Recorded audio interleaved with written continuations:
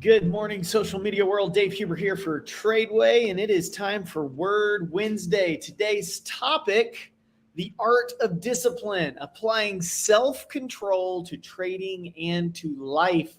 You might be thinking, why? Well, because without self-control, there will be no success. So if you've ever struggled with making a consistent trade, right? Perhaps you win a little, you lose a little, you win a little, you lose a little, you end up breaking even over time, and you just can't get consistent in your wins. Maybe you're experiencing inconsistency in your personal life. Maybe it's in your health. Maybe it's your wealth. Maybe it's your mindset when overcoming something. You're trying to overcome some kind of sin habit, and you find yourself, you do pretty well and then you fail, and then you do pretty well and you fail, and you're very inconsistent. If inconsistency is a problem, it's usually a direct result of a lack of discipline. And so today we're going to talk about how can we improve our discipline and apply that discipline or that self-control to our personal lives and maybe to our trading. Because when you can put together a whole bunch of wins, you'll get more motivated. You'll find yourself just feeling better about yourself, maybe better about your trading. You'll find yourself in a place of momentum, and you might find that you begin to experience success on a much higher level. So that's what today is all about. If you're on with us live, thank you for joining us. Drop some comments in the comments section. Like, subscribe, do all those social media things and get this word out. So what does the Bible tell us about self-control? Well, first off, I want you to understand it is a gift from God. Galatians 5:22 through 23 tells us that the fruit of the Spirit, which we get when we receive the gift of grace and the gift of salvation from the Lord, but the fruit of the Spirit is love, joy, peace, long-suffering, gentleness, goodness, faith, meekness, and temperance. Temperance means self-control. It's interesting that it ends it with temperance. It's kind of like the exclamation point at the end of the sentence there. It is self-control is part of the gift that we receive from God. It tells us that there are no laws against self-control. And I love how it says that. If you think about it, all of those gifts, the fruits of the Spirit, you won't ever find laws against love, joy, peace, long-suffering, gentleness, goodness, faith. You don't find laws against that. Now, what you will find is you will find laws more and more that seek to oppress those things, but you'll never see a law actually written against those things. Something to think about. That's a bunny rabbit trail for a different day. But it is a gift from God. 2 Timothy 1:7 tells us, "For God hath not given us a spirit of fear, but he has given us a spirit of power and of love and of sound mind." Sound mind in that verse means a spirit of self-control. Titus 2:11 through 12 says, "For the grace of God that bringeth salvation hath appeared to all men, teaching us that denying ungodliness and worldly lusts," see the self-control there, "we should live soberly." That word soberly means sound or temperate. It's self-control. "Righteously and godly in this present world." So it's something that Jesus gave us as a gift. It's a power that he gives us, and it's something that we should exercise. Peter tells us that we should be sober or self-disciplined for the sake of our prayers. Literally means that our prayers are affected by our self-discipline. So self-discipline is extremely important. So how do we do it, right? How do we become more disciplined people? How do we become self-controlled? Well, we got to recognize that self-control is an active thing. Active. What do you mean? Well, 1 Corinthians 9:25 through 27 says, "And every man that striveth for the mastery is temperate." which means self-control. In other words, every man that is trying to master anything has to be self-controlled. And it says, every man that striveth for the mastery is temperate in all things.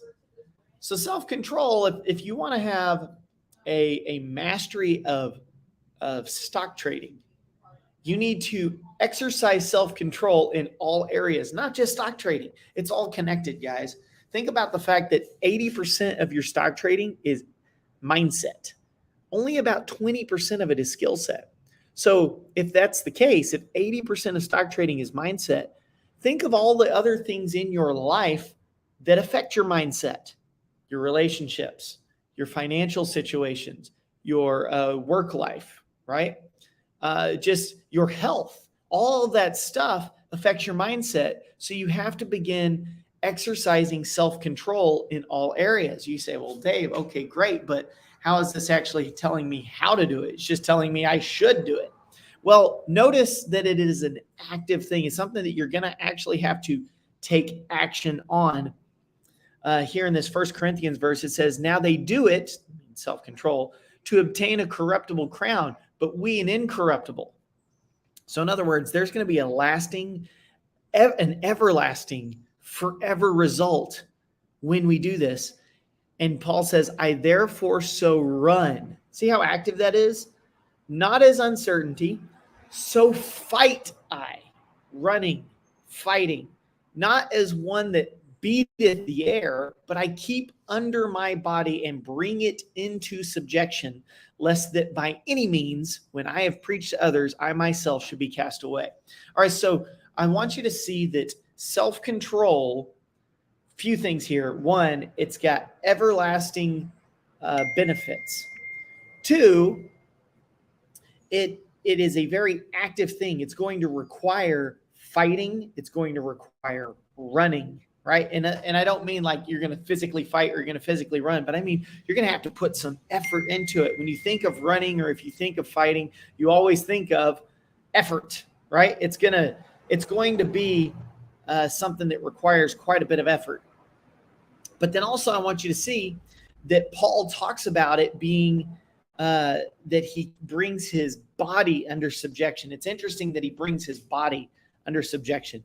That is where you're going to start. That's your starting point for self-control. Start with your body. Now, it doesn't mean you can't move on to other areas at the same time. It's just if you want a real easy place to practice self-control, and I say easy, but a very obvious place to practice self-control where you see some immediate benefits, even though they be little benefits, they be benefits.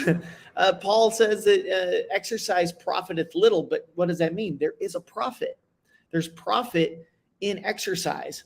And so maybe you start exercising physically. There are lots of ways that you can begin to bring your body under subjection. Give it more sleep. Sometimes our bodies don't want to go to sleep. They want to keep thinking. Make it sleep more. If you sleep in too much, make it sleep less. If you are someone who is lazy and they get too much sleep, right? You're sleeping in every single day and not getting up and moving. Maybe it's time for you to get up and move. Be moderate, right? Eat properly. Drink more water. Just eat healthy, make healthy choices, maybe get out and exercise, start by walking, turn it into a run, just get more active, right? Those are ways that you can bring your body under subjection. It is a self-control thing, right? And so the first thing I want you to notice about self-control or discipline is that it is active. The next thing I want you to notice is that it is blessed. James 1:12 says, blessed is the man that endureth temptation, for when he is tried, he shall receive the crown of life, which the Lord hath promised to them that love him. See, the man that endureth temptation is a man who is self-controlled, because that means when temptation comes, you control yourself instead of allowing yourself to indulge in the temptation. Discipline is more than just an active self-control thing, though. Discipline is like self-control on a consistent basis. That's the third thing I want to bring to your attention. It is consistent. That's why in 2 Peter 1:5-7, it says, for this very reason, make every effort to supplement your faith with virtue, and virtue with knowledge, and knowledge with self-control, and self-control with steadfastness. There's the consistency. That's something that you add to your self-control. So if you want discipline, it's taking self-control, which is a blessed thing to do and to have and to be self-controlled. You take that and practice consistency with it. That is what discipline looks like. And so you've got to be consistent. And it says, in steadfastness with godliness, godliness with brotherly affection, and brotherly affection with love. What's going to happen is, as you practice self-control with consistency, you're going to find that you will live a more godly lifestyle, which will make you just friendlier to the brethren, those who are Christians, and even to the point of going beyond friendliness to true agape, like self-sacrificial type love. All right, so now we see that discipline is active, it's blessed, it's consistent. That's an ABC, right? ABC. We need a D. Here's the D. It's decisive. Discipline is decisive. Romans 12:1-2. I beseech you, therefore, brethren, by the mercies of God, that you present your bodies a living sacrifice, holy, acceptable unto God, which is your reasonable service. And be not conformed to this world, but be ye transformed by the renewing of your mind, that you may prove what is that good and acceptable and perfect will of God. Notice that it says, present your bodies a living sacrifice. Your body is your vehicle for doing. It's what you do. It's how you interact. It's not your vehicle for being. It's not what makes you a human being. We know this because the scripture says to be present, to be absent from the body is to be present with Christ, right? And so I can be absent from the body and I'm still a human being because I can still be without my body. But I can't really do much without my body. I have to do. I have to have a body to be able to do. And so when Romans 12 says, present your body, it's your vehicle for doing, right? So present what you do a living sacrifice. Living means it's consistent. It's consistent. It's constant. It continually happens. Sacrifice means to stop or kill or cut off. In other words, continually stop doing what the world tells you to do. That's why it says, be not conformed to this world. All right. So in other words, what's logical for Christians to do is to actively reside in the blessing of God, which is self-control, and to do it in a consistent manner. And in so doing, make decisions to stop doing what the world tells them to do and start doing what God tells them to do. See, that's where Christians really fail. That's where we mess up a lot, is we don't make decisions. We say we want to do something and we begin to try, and then life comes up in the way. Disruption follows intention. It messes us up and we get off track. But to decide or to make a decision, the word decision literally means to cut. It's not just that you want to do something.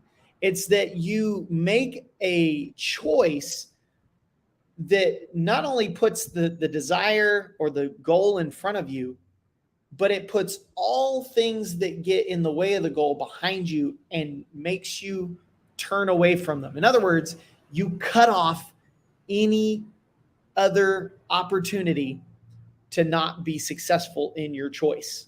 You got to make a choice, right? You can choose to keep messing up and keep falling back into the same temptations, keep falling back into the same old habits, the same bad choices you've made in the past, or you can say, I want to start making better choices.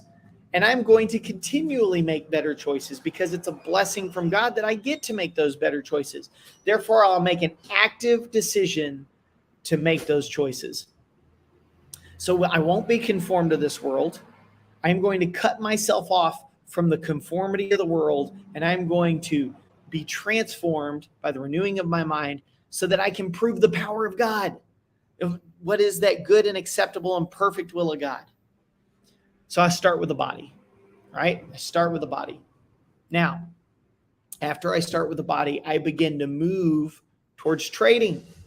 So like, how does this work for my trading, Dave? How does this help my trading? Well, we teach something at Tradeway, which you'll learn a lot more about when you get into some of our courses and stuff. We teach how to plan a trade and how to trade the plan. In other words, there's this element of integrity that we have to have when we begin to make decisions in the stock market. There's an element of integrity that we have to have when we make decisions with our health, with our family, with our friends, with our finances, like everything, right? So like, we have to make sure that we have a level of integrity when we make a decision. If we don't, we just spin circles. Our wheels are spinning. We go round and round in circles, and we never actually make meaningful progress towards the goal that we want to achieve. And so this level of integrity is, I want you to think of it as the micro win that you get when you make a decision. Part of what makes making decisions so hard is that when you try to make a decision, there's a little bit of like an element of pain that comes with that decision. So in other words, I want to make this decision and I want to go work out, but it's going to hurt. And I'm not going to have muscles. I'm not going to feel stronger. I'm going to feel weaker because I'm going to get in that gym and I'm going to work out and I'm just going to beat my body and it's just going to feel blah. And I'll be sore the next morning. There's not an immediate gratification. I wanted to invest in this stock, but when I try to invest in this stock, man, what if I don't make $1,000 today? The idea is that maybe I'll make money a week from now or a month from now or a year from now, but I need money right now. So it hurts to invest the money I have right now. So where's the instant gratification? I know I should have this talk with a family member or with a friend, just someone that I really need to fix a relationship with. But I'm going to have to go through an immediate just time of conflict to get this done. And there's no immediate gratification. Maybe I can make the relationship better in the future, but it's just not going to be good in the immediate present. And so because there's a lack of immediate gratification, we don't make decisions. So what do? How do we get some immediate gratification? Well, if you ever want to do it, if you ever think you might someday do it, go on ahead and make the decision, do it now, and follow through.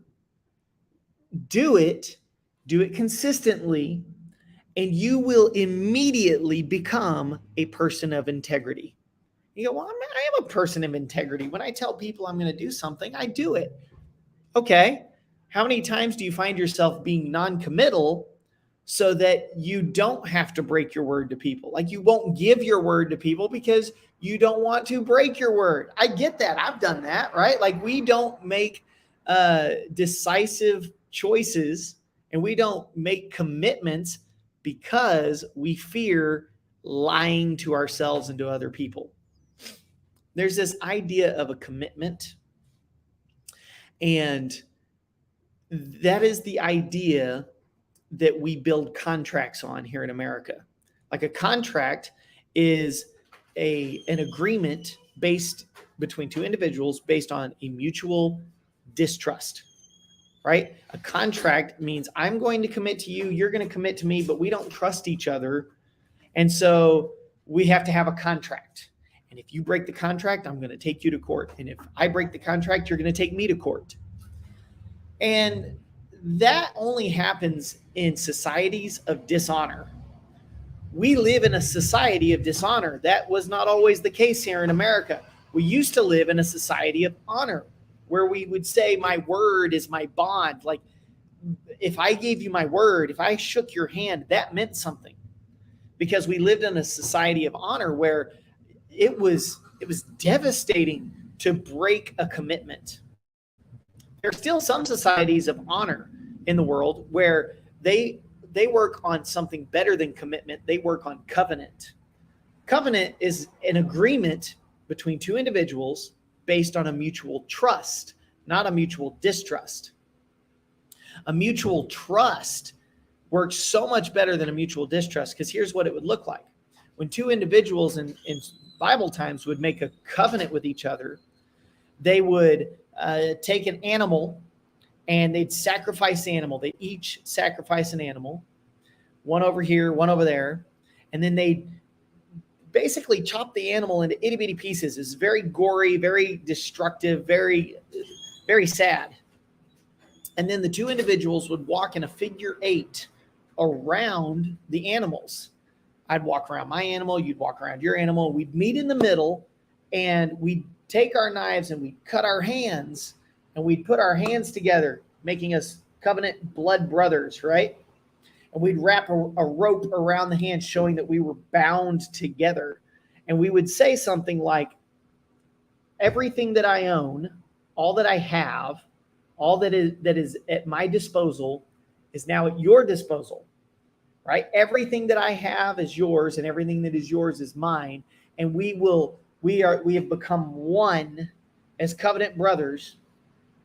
And if I ever break this covenant, may I be like this animal that I just killed over here. And you would say the same thing. May I be like this animal that I just killed over there. So in other words, now based on a mutual trust that I don't want to be like that animal and you don't want to be like your animal, like, we trust each other.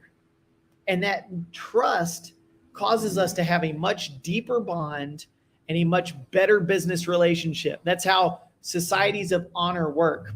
Due to sin and a tolerance of sin here in America, we have moved away from a society of honor to a society of dishonor. We lack self-discipline, you see.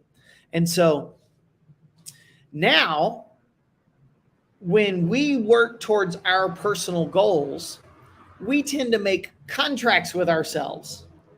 And what happens is our contracts get broken all the time.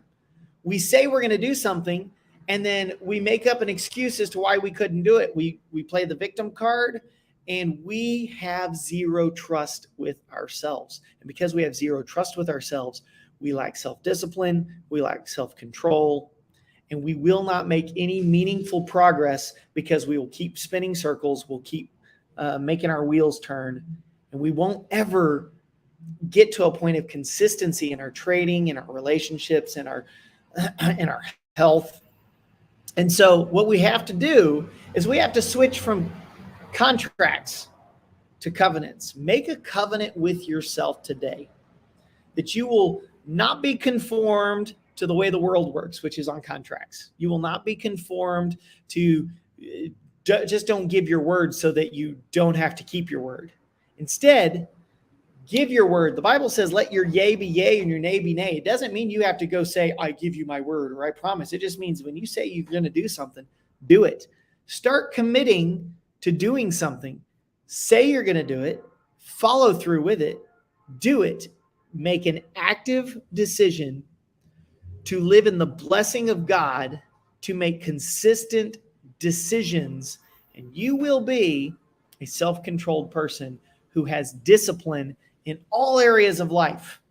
And when you practice it in all areas of life, you will find that it will make your mindset better, which could positively affect your skill set in the stock market. I hope you've enjoyed Word Wednesday today. I hope it was very practical for you, especially if you're thinking about getting into stock trading. If you want to learn more about stock trading, don't forget that we have lots of education available for that. Just check us out at tradeway.com. Also, this weekend, I'm teaching a Step 1 Start Your Journey course that is a beginner class for anyone who wants to learn how to stock trade. That is Friday and Saturday, starts from 9 a.m., goes to like 6:30 p.m. both days. And we will be teaching some really cool stuff, how to approach the stock market with a system that will increase consistency and help you make better decisions. Check us out at tradeway.com. Go see if you can register for that Step 1 Start Your Journey event that's this weekend. You don't want to miss it. I will be there live teaching it. I hope you will enjoy it. I know I will. I'll see you at the Step 1 Start Your Journey, and then I'll see you in the market. Take care and have a fantastic afternoon.